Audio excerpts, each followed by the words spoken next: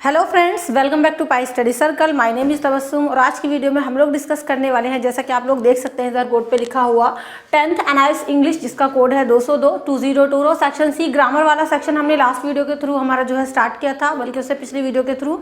So guys, तभी से आप लोग के कमेंट्स आ रहे थे कि मैम आपने जो है कुछ क्वेश्चंस करा दिए हैं, भी ग्रामर के जो बाकी रह रहे हैं उनको भी कराइए जल्दी जल्दी। तो चलिए स्टार्ट कर लेते हैं गाइस। इससे पिछली वीडियो में मैंने आपको ग्रामर का 2 क्वेश्चन कराए थे। क्वेश्चन नंबर 7 के अंदर जो आपका पहला और दूसरा पार्ट होता है ना, वो कराए थे जो आपके 3 मार्क्स वाले थे। तो उन सभी वीडियोस का लिंक आपको नीचे डिस्क्रिप्शन बॉक्स में मिल जाएगा। इसके अलावा हमने इंग्लिश के लगभग आधे से ज़्यादा चैप्टर्स कर लिए हैं, जिसमें मैंने आपको पूरा चैप्टर की कहानी बताई, प्लस साथ में उसके नोट्स भी लिखवाए हैं। तो सभी इंग्लिश की वीडियोस का लिंक आपको नीचे मिल जाएगा डिस्क्रिप्शन बॉक्स के अंदर।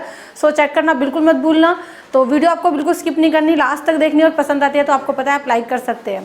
तो देखिए, यहाँ पर मैं आपको बताने वाली हूँ क्वेश्चन नंबर 8। ठीक है, ग्रामर का जो हमारा क्वेश्चन है क्वेश्चन नंबर 7 से स्टार्ट हुआ था, जिसमें मैंने आपको दोनों पार्ट करवाए थे पिछली वीडियो के थ्रू। यहाँ पर हम करेंगे क्वेश्चन नंबर 8 को। लास्ट वीडियो मैंने भी आपसे यही बताया था मैंने कि अगर आप क्वेश्चन को ध्यान से पढ़ लेते हैं तो ग्रामर ज़्यादा टफ नहीं है। आपको लगता है कि ग्रामर टफ है, बाकी बहुत ईजी होती है। तो देखिए, पहले हम क्वेश्चन ध्यान से पढ़ेंगे। जब आप एक बार क्वेश्चन पढ़ लेंगे तो आप खुद कहोगे कमेंट करके कि हाँ मैम, ग्रामर इतनी ज़्यादा टफ भी नहीं है। तो देखिए, हमारा जो क्वेश्चन नंबर 8 है, बेसिकली कहाँ से स्टार्ट हो रहा है, ये भी आपका जो है ना वो 6 नंबर का ही क्वेश्चन है। ठीक है, 6 मार्क्स का ही है। जैसे कि हमारा क्वेश्चन नंबर 7 था, उसमें 2 पार्ट करके थे 3 मार्क्स के। यहाँ पर आपका कितने हैं, टोटल 6 नंबर का आएगा किस तरीके से। तो देखिए, आपको करना कैसे है, रीड द फॉलोइंग पैसेज। एक और पैसेज दिया है, पिछली वीडियो में भी यही था, एक पैसेज था छोटा सा, तो उसमें कुछ फिल इन द ब्लैंक्स भरने थे आपको ग्रामर के। अगेन आपका यही है कि रीड द फॉलोइंग पैसेज, मतलब नीचे दिया हुआ जो पैसेज है ना उसको रीड करो। There are some numbers blanks in it, वहाँ पर कुछ ब्लैंक्स हैं, कुछ खाली जगह पड़ी हैं जिनको क्या करना है, फिल करना है। For each blank 4 options have been provided, और हर एक ब्लैंक के लिए आपको 4 ऑप्शन दिए हैं। वही कौन बनेगा करोड़पति वाले, 4 ऑप्शन दिए हैं, आपको एक को सिलेक्ट करके ना उसको भरना है अपने आंसर की जगह। So choose the correct ones, उन सब में से कोई एक ऑप्शन वही है, मतलब चूज करके भर दो फिल इन द ब्लैंक्स में। The first sentence has been done as an example, पहला जो सेंटेंस है ना वो एग्जाम्पल के तौर पर आपको सॉल्व करके दे रखा है। देखिए, जितने स्टूडेंट्स मैं पढ़ाती हूँ, ऑफलाइन भी पढ़ाती हूँ, काफ़ी सारे हैं ना, इसके बैच में लेती हूँ, वहाँ पर जो सबसे ज़्यादा बच्चों की दिक्कत होती है वो यही होती है ग्रामर वाले सेक्शन में, कि भाई फर्स्ट आपका दे रखा है, एक ऑप्शन दे रखा है एग्जाम्पल के तौर पर सॉल्व करके। तो देखो, पहले हम पैराग्राफ को पढ़ते हैं और वो बताऊंगी मैं कि वो क्या मतलब ऐसा वो होता है, क्या दिक्कत होती है उनको कि भाई ये चीज़ क्यों हमें लिखी हुई मिलती है। So in the evening Raja was, अब देखिए क्या है। सो इन द इवनिंग, यहाँ पर आपको जो है ना लिखा हुआ मिलता है इन ऑप्शंस में से ABCD। तो यहाँ पर जैसे कि आई थिंक मैं थोड़ा सा भूल गई, B लिखना। हाँ जी, तो बच्चे बोलते हैं कि मैम ये B जो है फिल इन द ब्लैंक्स में, B का क्या चक्कर है, B क्यों लिख रहा है, डायरेक्ट आंसर क्यों नहीं लिख रहा। तो आपको ये B का आंसर मैं बताती हूँ आपको किस तरीके से आता है, क्या करना होता है इसमें। देखिए, आपसे कहा गया है कि पहला एग्जाम्पल के तौर पर यहाँ सॉल्व करके दे रखा है, मतलब पहला जो है ना यहाँ से यहाँ तक है हमारा सेंटेंस, यहाँ तक। ठीक है, सो बेसिकली हमारा जो फिल इन द ब्लैंक्स है, हर ब्लैंक से पहले ना आपको 1, उसके बाद है हमारा 2, और फिर तीसरे ब्लैंक से पहले 3, चौथे से पहले 4 एंड 5वें से पहले 5, ऐसे हर ब्लैंक से पहले ना आपको 6 के 6 ब्लैंक्स में ऐसे लिखा हुआ मिलेगा 1 2 3 करके। ठीक है, तो आप समझ जाओगे, पहला आपको सॉल्व करके दिया हुआ है। तो देखिए, यहाँ पर नीचे जब ये पूरा पैसेज आप पढ़ लेते हैं, इसके नीचे एक ब्रैकेट देते हैं, उस ब्रैकेट में इन 6 के 6 क्वेश्चन के आंसर के लिए 4 ऑप्शन आपको देते हैं, और पहला जो है वो सॉल्व करके आपको दे रखा है। देखो दिया किस तरीके से, पहले हम पैसेज को मैं आपको पढ़ के दिखा दूं। पैसेज जो मैंने लिया है वो आपका सीन भी हो सकता है, मतलब आपकी बुक में से भी दे सकते हैं, कोई छोटा सा किसी भी चैप्टर का पैराग्राफ, अदरवाइज कोई बाहर का भी दे सकते हैं। बस कुछ वर्ड्स ऐसे होते हैं जिनमें से आपको उसको फिल करना होता है। मान लो हमारा ये पैराग्राफ है, इसलिए मैंने पहले बुक वाला पैराग्राफ उठाया है, ताकि क्योंकि चैप्टर ज़्यादातर बच्चों का पढ़ा होता है, पहला ही लेसन है हमारा द स्नेक बाइट, उससे लिया मैंने। So in the evening Raja was, मतलब आता है इस तरीके का पैराग्राफ, एग्जाम में कई बार ये रिपीट हुआ है। So in the evening Raja was a bee, तो ये देखिए पहला है, ये सॉल्व करके दे रखा है बी क्यों लिख रखा है ये, अब देखो इस बी का मतलब होता है मधुमक्खी। ठीक है, सो इवनिंग में राजा ने मधुमक्खी बी का मतलब यहाँ पर आ जाओ, ये 1 2 3 4 ये तो है 4 के 4 6 के 6 ऑप्शंस, इनके तो आपको भरने हैं। लेकिन ये जो हमारा पहला है ना ABCD में से, ये आपको ना दे रखा है यहाँ पर। तो बी क्या है हमारा, बी है हमारा कैचिंग। बी पर कौन सा वर्ड आ रहा है, कैचिंग। तो ये जो बी है इसका मतलब इनडायरेक्टली क्या है, कैचिंग। समझ गए। तो अब आपको इसी तरीके से 1 2 3 4 5 6 के 6 जो है दिए हुए हैं, इनमें ABCD करके ही आप लिख सकते हो। जरूरी नहीं है कि ABCD के आगे जो पूरा वर्ड है आप उसको पूरे को लिखोगे। और फिर आप कमेंट करके पूछोगे कि मैम अगर ABCD ना लिख के हमने डायरेक्ट आंसर लिख दिया, तो डोंट वरी, नंबर नहीं कटने वाले, आपकी मर्जी है, वो आप लिख भी सकते हो। तो देखिए इवनिंग में Raja was catching a bee. Catching का मतलब पकड़ रहा था। पहली ही लाइन से आपको क्लियर हो जाएगा कि आपको जो इसमें वर्ड्स भरने हैं वो प्रेजेंट के भरने हैं, पास्ट के भरने हैं या फ्यूचर के भरने हैं। आपको पता है वॉज वर्ड दे दिया, वॉज जो हमारा वर्ड है मतलब शब्द है, इसको दे दिया, इसका मतलब ये पास्ट के सेंटेंस के थ्रू भरा जाना है। सो इवनिंग में राजा जो है कैच कर रहा था एक बी को, यानी मधुमक्खी को। तो बी इसलिए, ये जो ABCD वाला बी है ना, इसलिए दे रखा है क्योंकि आंसर इसका यहाँ से बी है। आगे का पढ़ते हैं, बहुत टाइम हो गया इसी पर अटके हुए।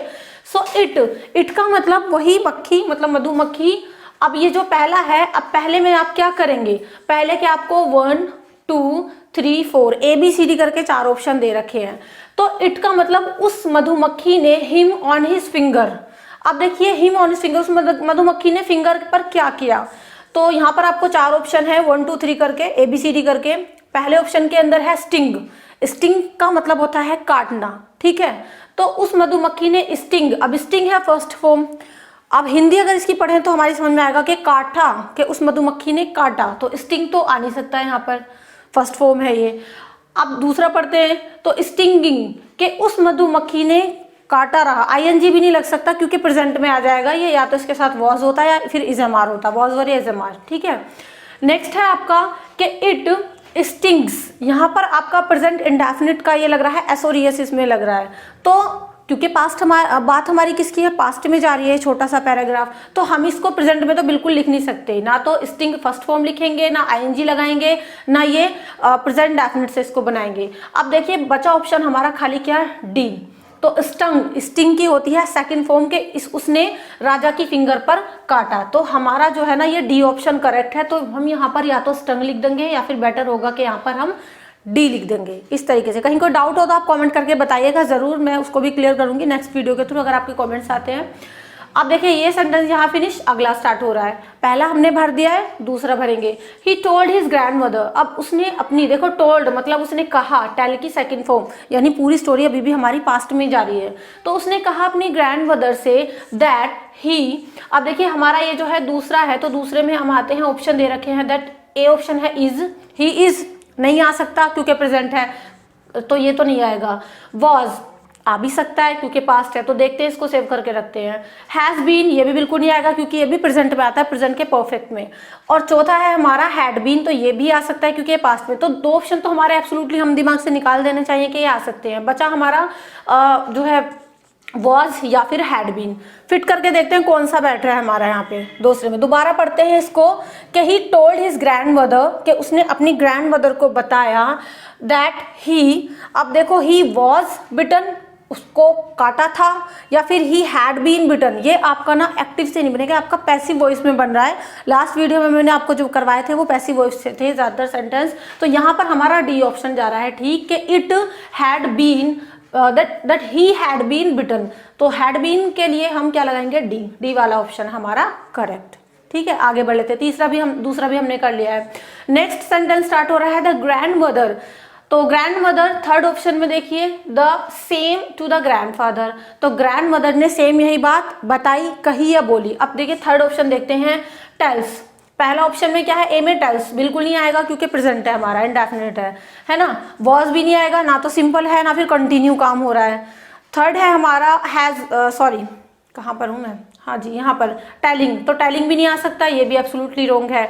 अब टोल्ड होती है सेकेंड फॉर्म, कि ग्रैंड मदर ने ग्रैंड फादर को बताया। तो यहाँ पर ना हमारा सी ऑप्शन ठीक जाएगा, ठीक है।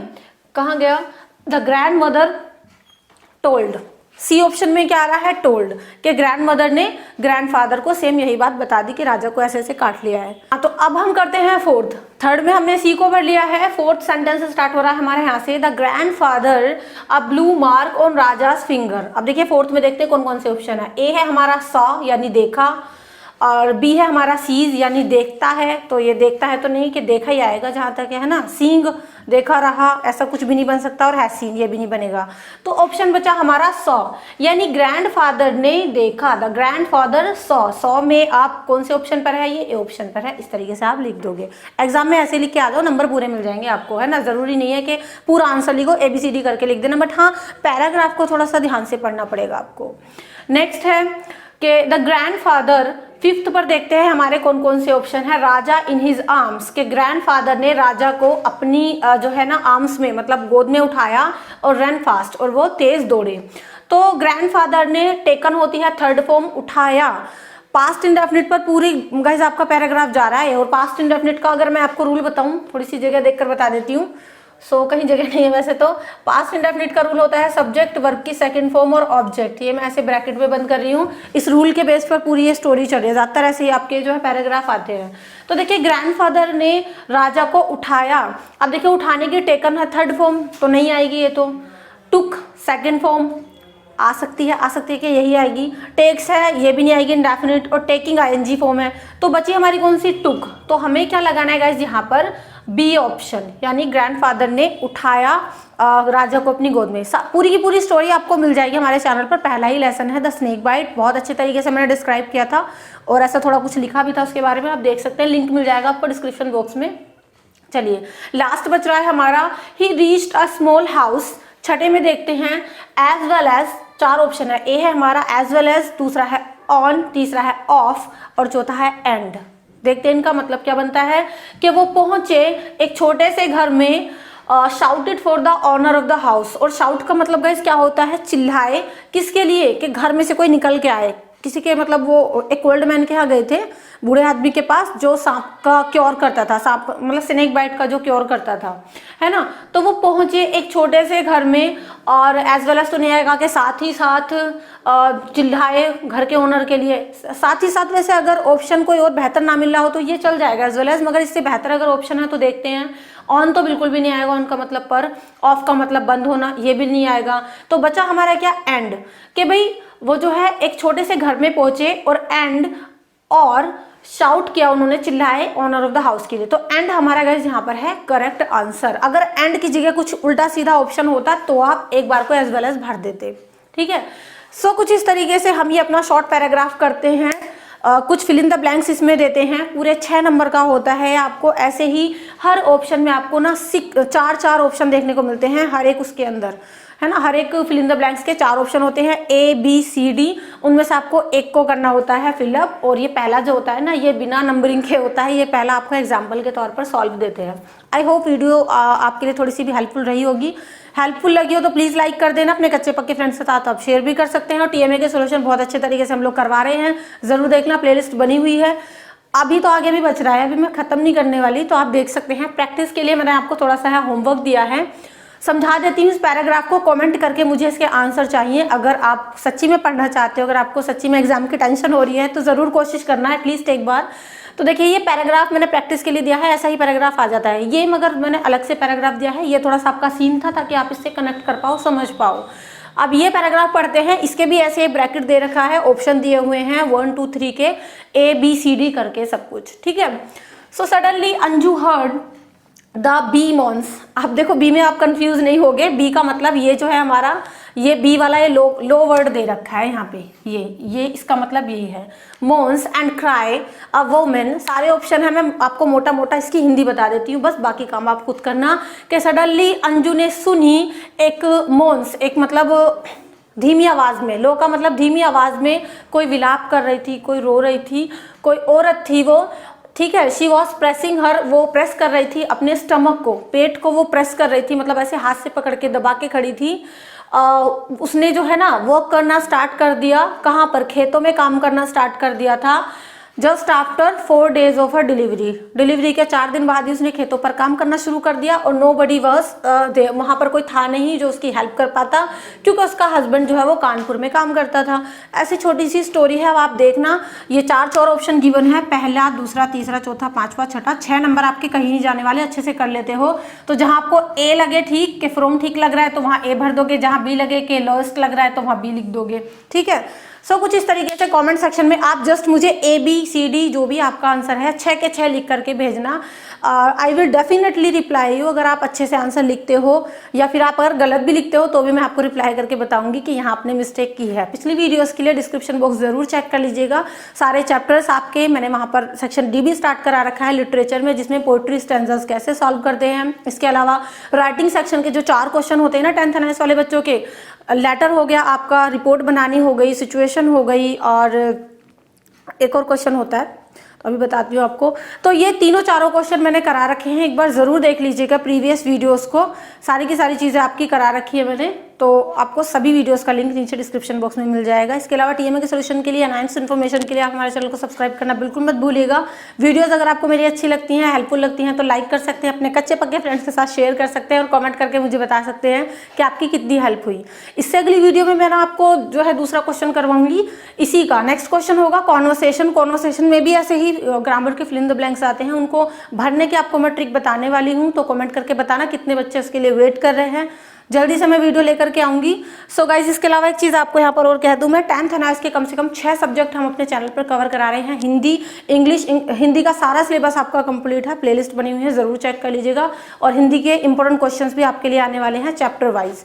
हिंदी हो गया, इंग्लिश हो गया, data entry, painting, home science, SST, और अभी हमने मैथ भी शुरुआत की है। इंपॉर्टेंट जो है क्वेश्चंस उसमें बता रहे हैं हर चैप्टर के। सो लगभग आपके सारे सिलेबस हम लोग कंप्लीट करा देंगे। एक बार ज़रूर जो है प्लेलिस्ट चेक करना, सारे के सारे NIS से लेकर रिलेटेड जो भी आपके सिलेबस होते हैं। इसके अलावा एक चीज़ और है कि इंग्लिश वाले बच्चों के लिए वैसे तो मैं ये वीडियो सारी करवा रही हूँ, यहाँ पे काफ़ी सिलेबस करा रखा है। एक नया चैनल हमने स्टार्ट किया है जिसका नाम है लर्न इंग्लिश बाय तबस्सुम, मतलब बाय मी, तो एक बार उसको भी ज़रूर चेक कर लेना। उस चैनल का लिंक आपको नीचे डिस्क्रिप्शन बॉक्स में मिल जाएगा। वहाँ पर भी मैं काफ़ी हार्डवर्क कर रही हूँ आप लोगों के लिए, थोड़ा सिलेबस स्टार्ट करवा दिया है, तो आई होप वहाँ पर आप सेटिस्फाई होंगे। एक बार वीडियो ज़रूर चेक कर लीजिएगा। जैसे कि आप इस चैनल को प्यार कर रहे हैं, सपोर्ट कर रहे हैं, तो आप लर्न इंग्लिश चैनल को भी विजिट कर सकते हैं। So guys, see you in the next video में मिलेंगे किसी दूसरे मतलब ग्रामर के टॉपिक के साथ लेकर के आऊँगी मैं आपके लिए। Till then keep studying, Pi study. Thank you so much and good bye.